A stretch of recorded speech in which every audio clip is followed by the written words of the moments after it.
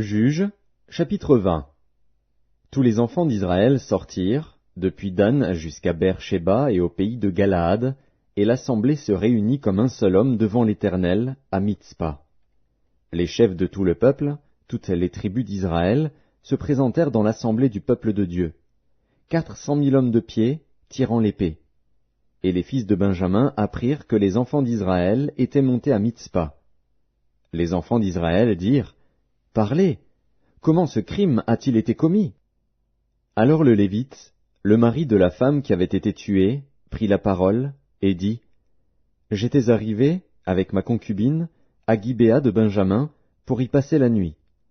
Les habitants de Gibéa se sont soulevés contre moi, et ont entouré pendant la nuit la maison où j'étais. Ils avaient l'intention de me tuer, et ils ont fait violence à ma concubine, et elle est morte. J'ai saisi ma concubine, et je l'ai coupée en morceaux, que j'ai envoyée dans tout le territoire de l'héritage d'Israël. Car ils ont commis un crime et une infamie en Israël. Vous voici tous, enfants d'Israël, consultez-vous, et prenez ici une décision. » Tout le peuple se leva comme un seul homme, en disant: « Nul de nous n'ira dans sa tente, et personne ne retournera dans sa maison. Voici maintenant ce que nous ferons à Gibéa. Nous marcherons contre elle d'après le sort. Nous prendrons dans toutes les tribus d'Israël 10 hommes sur 100, 100 sur 1000 et 1000 sur 10 000. Ils iront chercher des vivres pour le peuple, afin qu'à leur retour on traite Gibéa de Benjamin selon toute l'infamie qu'elle a commise en Israël. » Ainsi tous les hommes d'Israël s'assemblèrent contre la ville, unis comme un seul homme.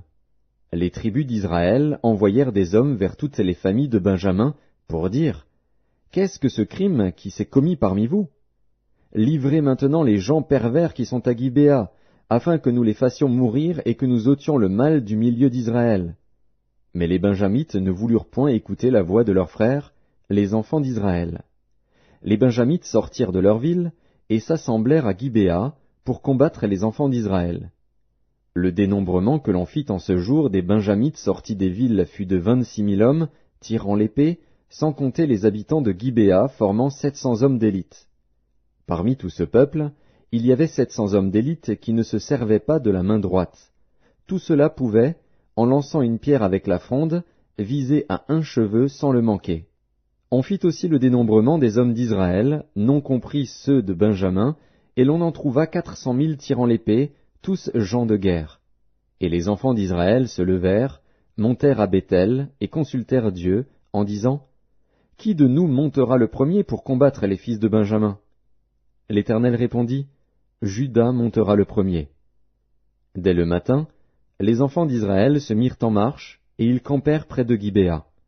Et les hommes d'Israël s'avancèrent pour combattre ceux de Benjamin, et ils se rangèrent en bataille contre eux devant Gibéa.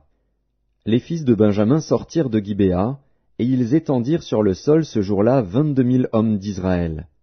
Le peuple, les hommes d'Israël reprirent courage, et ils se rangèrent de nouveau en bataille dans le lieu où ils s'étaient placés le premier jour. Et les enfants d'Israël montèrent, et ils pleurèrent devant l'Éternel jusqu'au soir. Ils consultèrent l'Éternel, en disant: « Dois-je m'avancer encore pour combattre les fils de Benjamin, mon frère ?»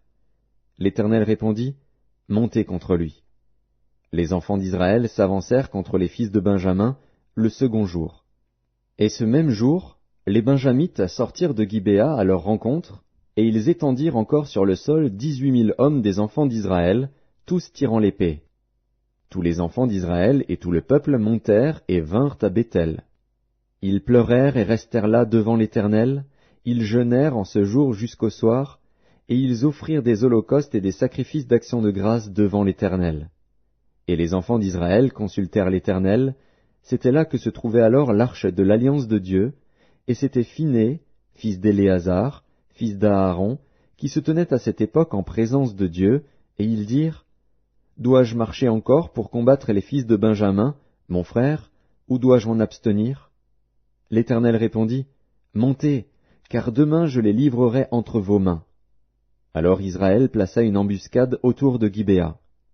Les enfants d'Israël montèrent contre les fils de Benjamin, le troisième jour, et ils se rangèrent en bataille devant Gibéa, comme les autres fois.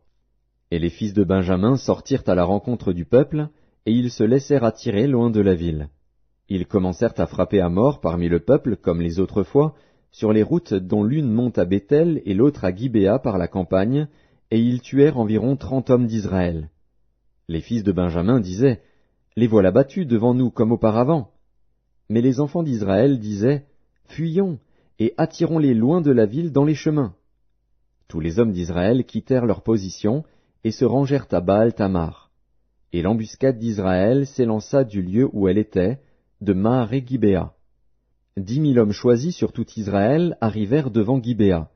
Le combat fut rude, et les Benjamites ne se doutaient pas du désastre qu'ils allaient éprouver. L'Éternel battit Benjamin devant Israël, et les enfants d'Israël tuèrent ce jour-là 25 100 hommes de Benjamin, tous tirant l'épée. Les fils de Benjamin regardaient comme battus les hommes d'Israël, qui cédaient du terrain à Benjamin et se reposaient sur l'embuscade qu'ils avaient placée contre Gibéa. Les gens en embuscade se jetèrent promptement sur Gibéa, ils se portèrent en avant et frappèrent toute la ville du tranchant de l'épée. Suivant un signal convenu avec les hommes d'Israël, ceux de l'embuscade devaient faire monter de la ville une épaisse fumée. Les hommes d'Israël firent alors volte-face dans la bataille. Les Benjamites leur avaient tué déjà environ 30 hommes, et ils disaient, « Certainement les voilà battus devant nous comme dans le premier combat. » Cependant une épaisse colonne de fumée commençait à s'élever de la ville. Les Benjamites regardèrent derrière eux, et voici, de la ville entière les flammes montaient vers le ciel. Les hommes d'Israël avaient fait volte-face, et ceux de Benjamin furent épouvantés, en voyant le désastre qui allait les atteindre. Ils tournèrent le dos devant les hommes d'Israël, et s'enfuirent par le chemin du désert. Mais les assaillants s'attachèrent à leurs pas, et ils détruisirent pendant le trajet ceux qui étaient sortis des villes. Ils enveloppèrent Benjamin, le poursuivirent, l'écrasèrent dès qu'il voulait se reposer, jusqu'en face de Gibéa, du côté du soleil levant. Il tomba 18 000 hommes de Benjamin, tous vaillants. Parmi ceux qui tournèrent le dos pour s'enfuir vers le désert au rocher de Rimon, les hommes d'Israël en firent périr 5 000 sur les routes. Ils les poursuivirent jusqu'à Guidéom, et ils en tuèrent 2 000. Le nombre total des Benjamites qui périrent ce jour-là fut de 25 000 hommes tirant l'épée, tous vaillants. 600 hommes, qui avaient tourné le dos et qui s'étaient enfuis vers le désert au rocher de Rimon, demeurèrent là pendant 4 mois. Les hommes d'Israël revinrent vers les fils de Benjamin, et ils les frappèrent du tranchant de l'épée, depuis les hommes des villes jusqu'au bétail, et tout ce que l'on trouva. Ils mirent aussi le feu à toutes les villes qui existaient.